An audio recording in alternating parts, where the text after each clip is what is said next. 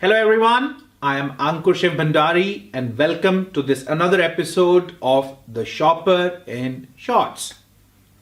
Today I am going to talk about the difference between a shopper and a consumer.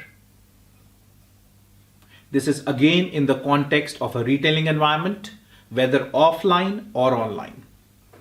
I would just quickly summarize that there are four different entities when we talk about this particular context. It starts with the manufacturer or service provider of a product or service, who in turn sells to its customer or retailer. The retailer in turn sells to its shoppers, who buy that product or service at the point of purchase, whether offline or online. And the product or service in question here is ultimately consumed by the consumer. So the four entities are manufacturer or service provider, customer or retailer, shopper, entity 3, consumer, entity 4. It is often said that in many cases, the shopper and consumer are different. And examples that can be used are of baby food and pet food. These examples can be used to illustrate this particular concept. So where the mother is the shopper of the baby food and the child is the consumer is one example. And similarly, in the case of the pet food, the pet owner is the shopper while the pet is the consumer. And this concept makes sense. Similarly, it is also often said that in some scenarios, shopper and consumer can be the same person. For example, when someone buys to consume a product or service themselves and therefore should be treated in a similar way. Our humble submission, however, is slightly different.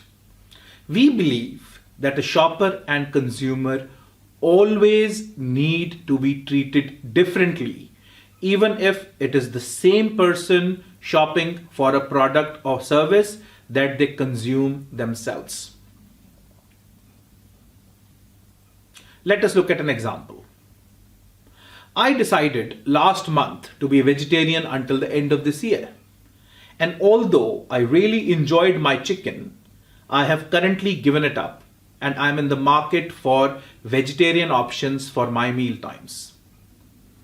Few days ago, I was about to go shopping at my local Tesco here in Bracknell, UK.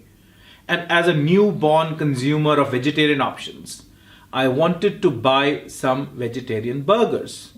And as a consumer, bean burgers from Tesco own label was in my mind and on my list when I set out on my shopping mission. However, when I reached the chilled section where burgers are merchandised, I saw that there was a signpost for vegetarian options, which covered a much wider area in the chiller than I had anticipated. I would like to highlight here that when I set out from my home, I had decided upon the Tesco bean burgers as a consumer with a consumption mindset.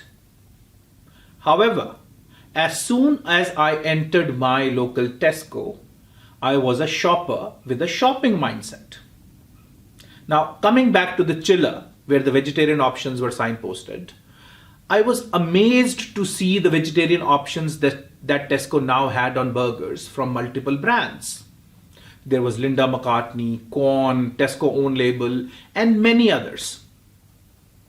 And then my attention was captured by a pack of Corn burgers, which had 4 burger patties versus 2 in almost every other pack. In addition, the burgers were labeled as vegetarian chicken burgers. And bearing in mind that I loved my chicken, that labeling attracted me further to this pack. And to top it all up, they were on offer for 3 packs for £5, I think. So in that mindset of the shopper, Corn was able to convert me with their vegetarian chicken burgers being in the right category location, with the right messaging for me on pack, plus with their focus on other sales fundamentals.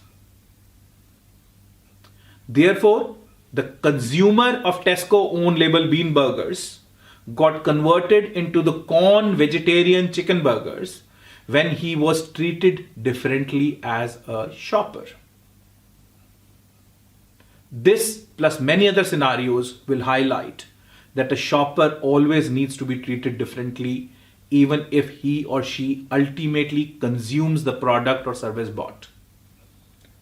The dynamics may differ based on different categories, but the distinction between a shopper and consumer and their treatment accordingly and separately is paramount. Thank you, and until next time, bye bye.